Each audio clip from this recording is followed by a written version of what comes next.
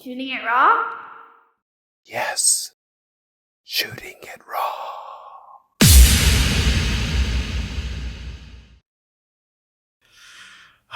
What a great ride. I love it.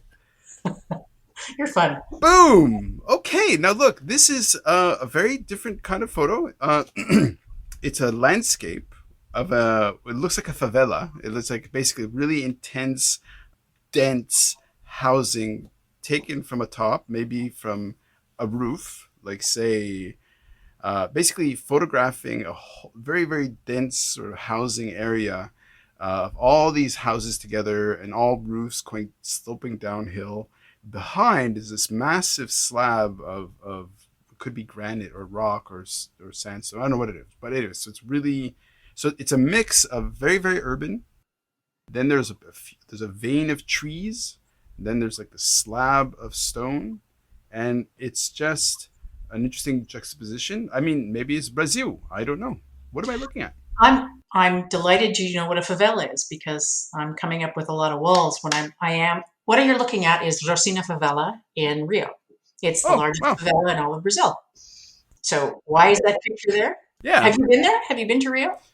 No, but I think Brazilian Portuguese is amazing. It's just like the sexiest language, and it is. It's so beautiful, and so yeah. So no, I haven't been, but do please win me over. What is this? Well, okay. So when as soon as the kids bogged off and went to first to Neuchâtel and then off to university, I was pretty much alone at home, and my husband traveled for work a lot. I mean, I was at the Schiphol airport in Amsterdam 2, 3, 4 times a month. I mean, he Oh just wow. traveled and I could go with him. So he was working in Brazil and I just hopped on the plane with him and explored. So, yeah, so the company would give him safety briefings and they would say what to do and what not to do. And then I would summarily ignore them all. Hmm. And I found somebody who took me on a walking tour of the favela, and there was something about it that just stuck. And then I started reading about it and researching it, and at the time I was playing around with a young adult novel, which was really, well, it was way not what I started with. But one day I just realized this novel has to open in Rio. It has to open in Leblon, and then it has to go to Racina. And and that's what I'm currently working on. So it's a Oh young wow. adult thriller, political thriller that opens in Brazil. So when I was there, though, I mean, I met the guy. We went to the favela. It was a small walking tour with a bunch of people, and he's supposed to take you to your hotel when you're done. This is part of the tour. So I come walk to the bus with the rest of the tour guide, and I'm in Baja, and there the rest of them are in downtown Rio. And he said, sorry, I really I can't take you back. We're just too busy. So can you grab a cab? I don't speak Portuguese, but what I told my kids to do, I kept the hotel card in my pocket so I could just flash it to people. And he dropped me at a taxi stand just at the bottom of the favela, and I thought, this will be interesting. And the buses went by, and did you know those little tiny white buses? Well, you might not. In Rio, they have mini Yep. buses. And the only thing that stuck in my head from the safety warning was, don't get in the little white buses. And they looked to me safer because it was smaller. I thought I'd have a better shot at things.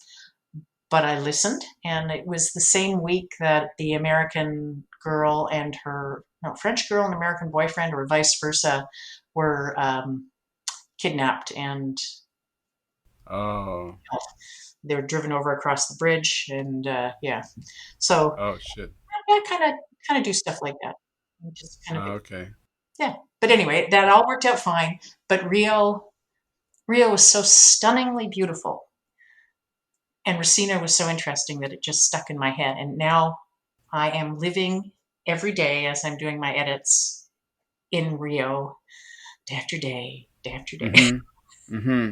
Okay, so I let me chime in with my little.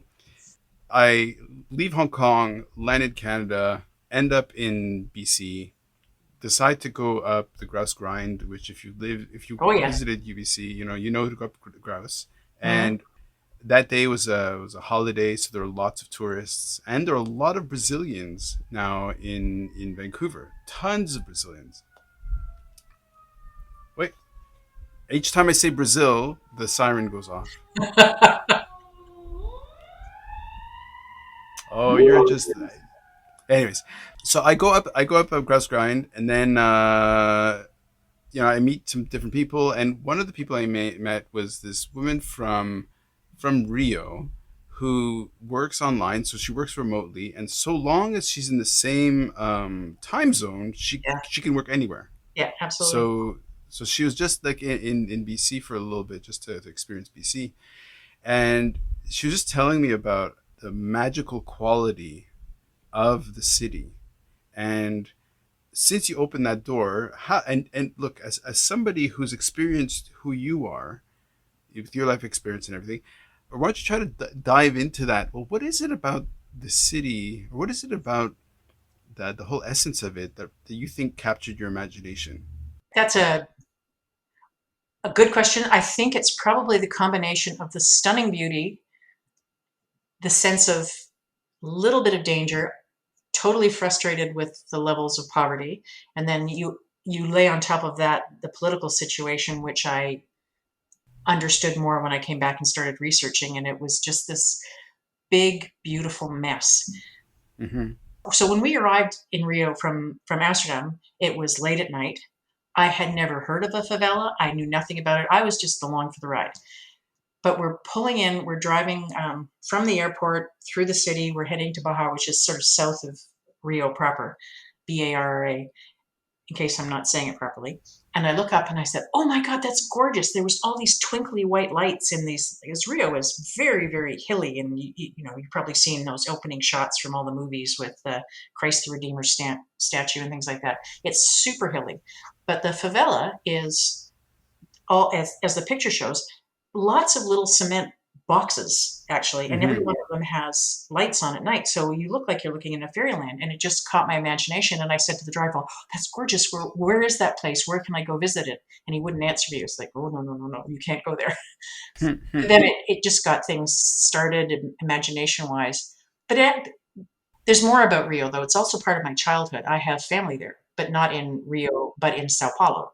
And when I was 12 or 13, my mother's cousin wrote and said, "Would you like to send Jane down for the summer? We'll send her down. We'll pay for her way down, and she can come and stay with us." Oh And wow. well, yeah, oh wow. But at 13, I was interested in hanging out with my friends. I didn't want to go down to Rio and live with strangers, and so I went, nah. But the next year, I'm in high school, and I'm thinking, oh, this would be cool, and the offer never came again.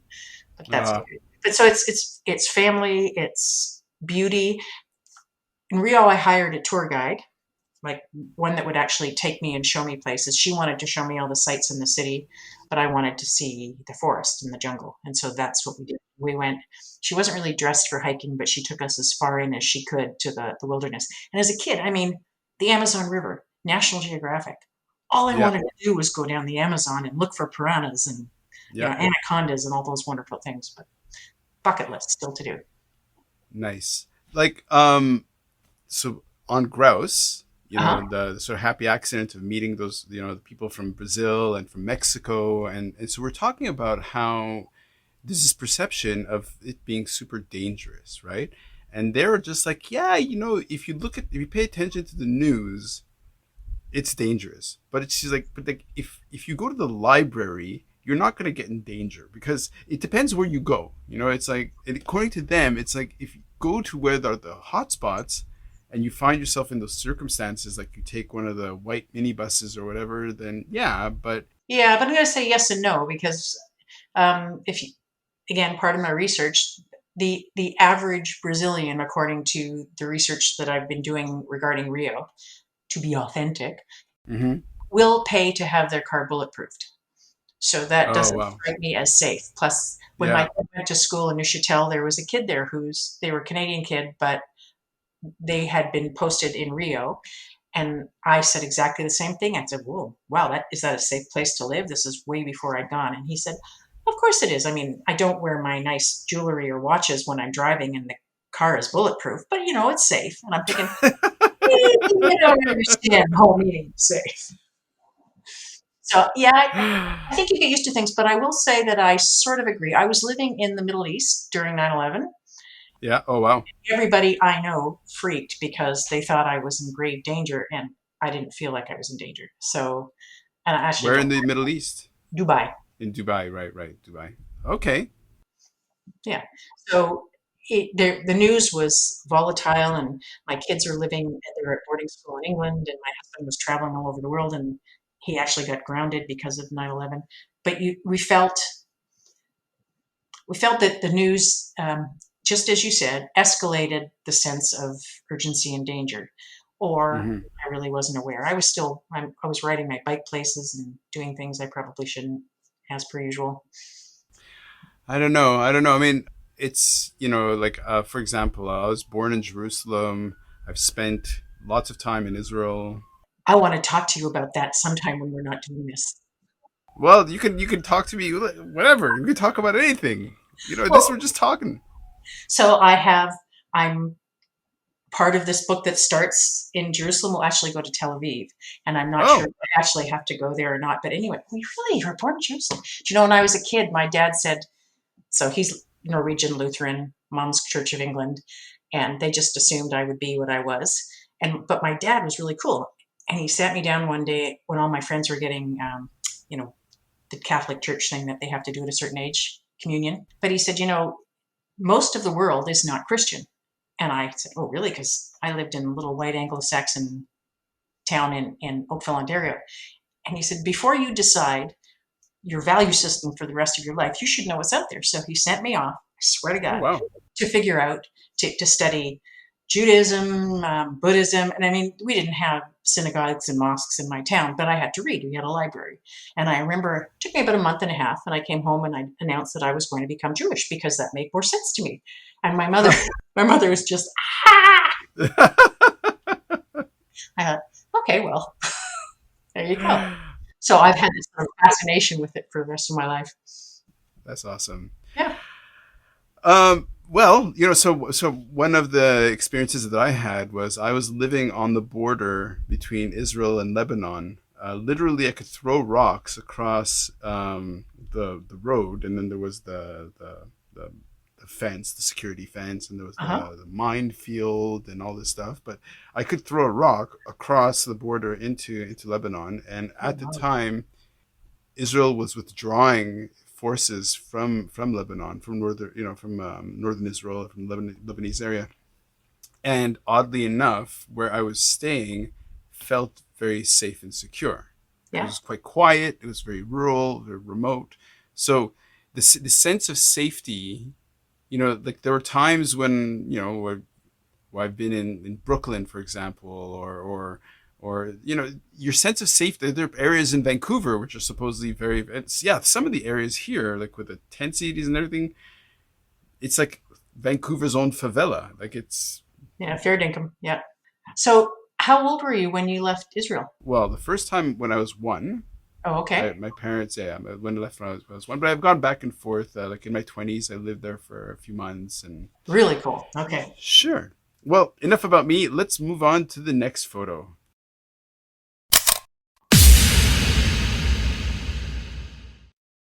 So, is life really a gift? Really?